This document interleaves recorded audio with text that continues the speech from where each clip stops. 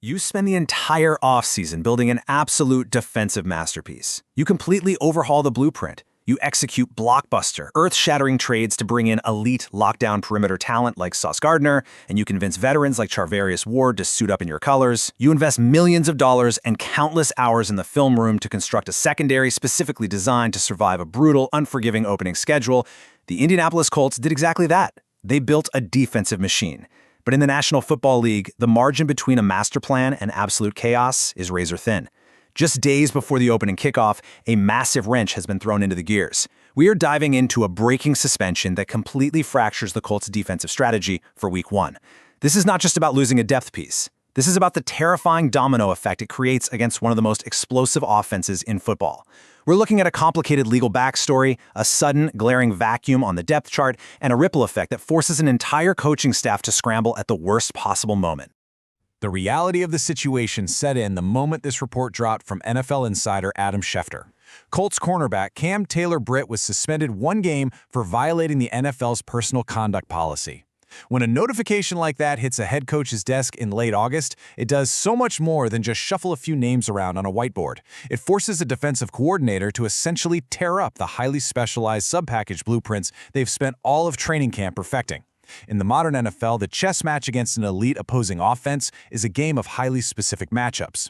Suddenly, Indianapolis is missing a vital, versatile piece of that puzzle. The margin for error against their opening opponent was already incredibly slim, and now it is essentially dropped to absolute zero. Here is exactly how we are going to break all of this down today. First, we'll look at the Week 1 suspension itself. Then, the Cincinnati backstory.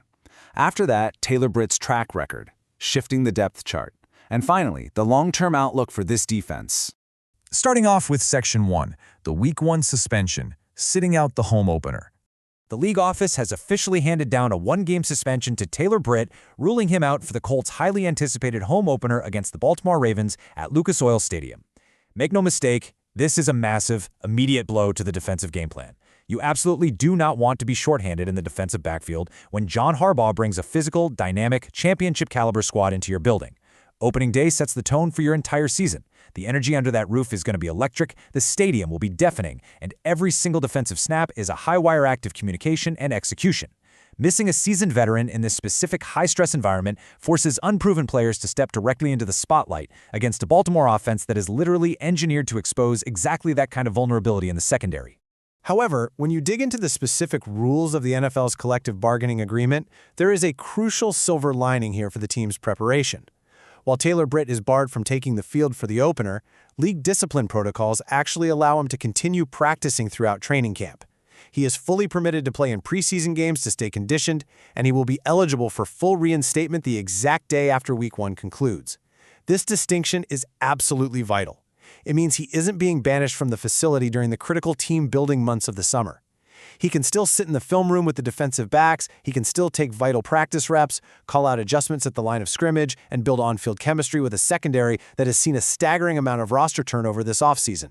He's fully integrated into the defense, he just simply cannot step onto the turf when the real bullets start flying on opening weekend. Moving on to Section 2, the Cincinnati backstory, tracing the timeline of events. To understand why this is happening now, you have to realize that the wheels of NFL justice often move incredibly slowly, typically trailing the actual legal system by several months. Tracing this timeline back, the precipitating incident actually occurred all the way back in September of 2025, right in the middle of his tenure with the Cincinnati Bengals. It wasn't until January of 2026 that a plea agreement was finally reached in the court system.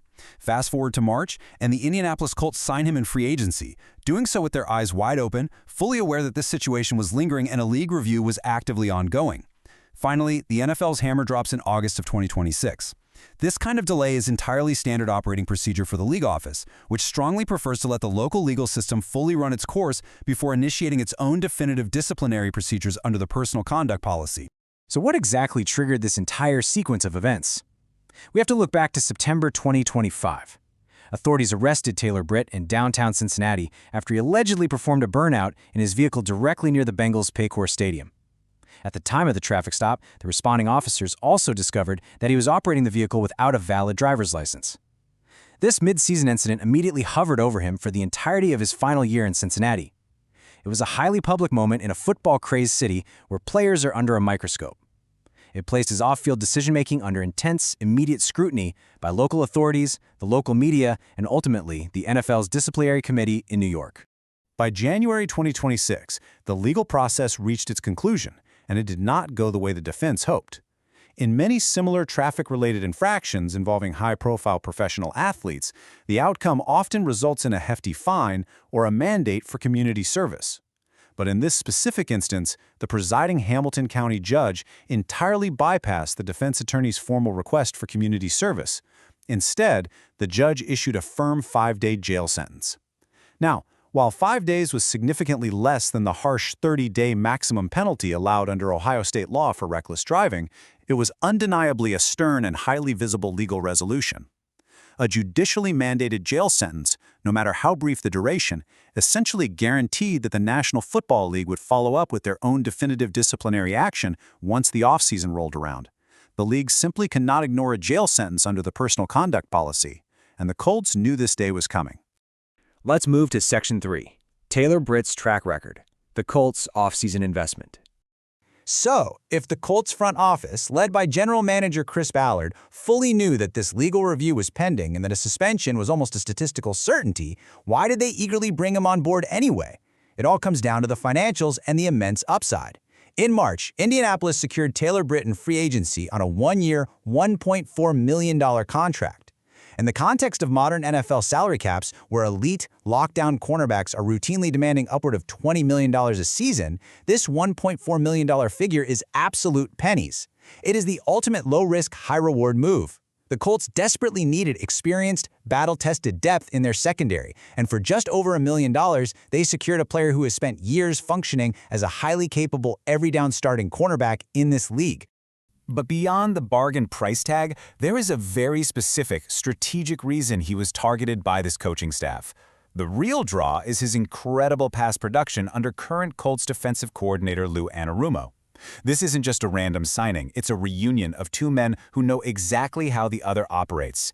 During Anarumo's time coordinating the Bengals defense, Taylor Britt was a foundational, highly aggressive piece of his system. Across 29 hard-fought starts, he compiled 127 combined tackles, racked up 27 pass breakups, and grabbed 7 interceptions, taking 2 of those picks all the way back to the house for touchdowns. He is a proven, highly productive player in the exact defensive scheme Indianapolis is trying to run right now. Last year, in 2025, a brutal, lingering foot injury landed him on injured reserve, limiting him to a frustrating 8 games and just 21 tackles. The Colts are banking heavily on the Anarumo connection, believing that familiarity will help him completely shake off that injury and recapture his elite, fully healthy form. Which brings us to Section 4, shifting the depth chart, compensating for the missing snaps. Because the Colts anticipated this suspension, they aggressively fortified the entire secondary throughout the spring. Look at this roster construction. They executed a massive blockbuster trade to bring in an absolute superstar in Sauce Gardner, and they signed Charvarius Ward to step onto the opposite side. Those two men are tasked with locking down the outside perimeters against the opposing team's premier weapons, but the modern NFL is won and lost in the middle of the field, and the Colts lost their longtime slot corner Kenny Moore this offseason. Taylor Britt's unique, versatile ability to play on the outside boundary, shift inside into the box, and physical cover the slot was supposed to be the glue holding this entire defensive puzzle together.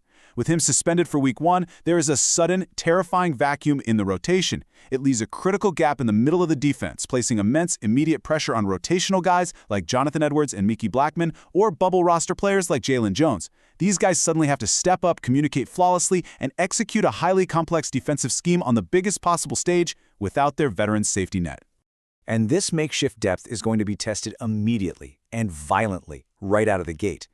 Facing Lamar Jackson and Derrick Henry is quite literally the absolute last situation where you want a shorthanded defensive backfield. Let's break down the tactical nightmare here. When you line up against a physical force of nature like Derrick Henry, you have to commit extra linebackers and safeties down into the box just to stop the run game from completely destroying your defensive front. What does that do? It leaves your cornerbacks completely isolated on islands in coverage, meaning they have absolutely zero safety help over the top against elite, blazing fast wide receivers.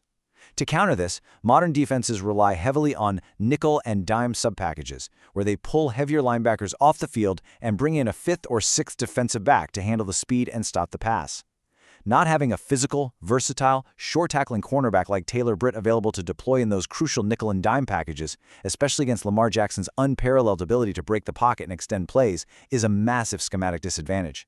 Lou Anarumo is going into a heavyweight title fight with one hand tied behind his back. Finally, Section 5, the long-term outlook. Returning to the rotation in Week 2. Despite that massive, incredibly stressful opening week hurdle, the broader picture for this defense shifts dramatically once he serves his time and returns to the active roster. Because of his deep, multi-year familiarity with Anarumo's complex system, Taylor Britt projects as a highly valuable weapon the very moment he steps back into the building for Week 2. While he likely isn't going to unseat all-pros like Sauce Gardner or Trevarius Ward on the outside boundaries, he is going to see consistent, highly impactful snaps. He'll be tasked with anchoring those complex dime packages and providing primary support in the nickel slot position.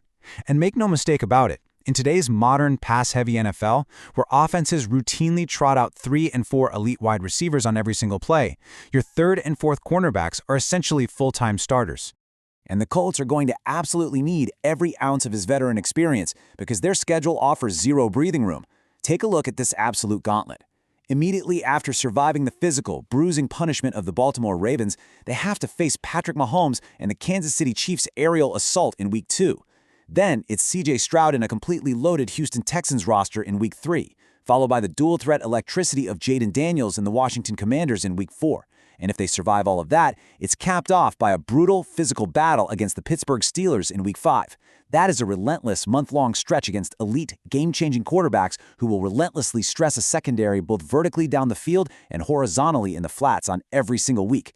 Having a seasoned corner with 29 career starts injected fresh into the lineup in Week 2 could literally be the defining difference between surviving this early stretch or watching the entire season completely collapse before we even get to Halloween. Which leaves us with this final burning question.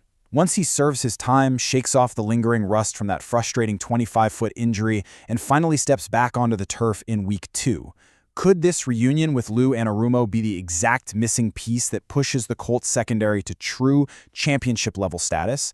If he gets back to the aggressive ball-hawking form we saw in Cincinnati, locking down slot receivers and creating massive turnovers, that $1.4 million contract might just go down as the absolute steal of the entire NFL season.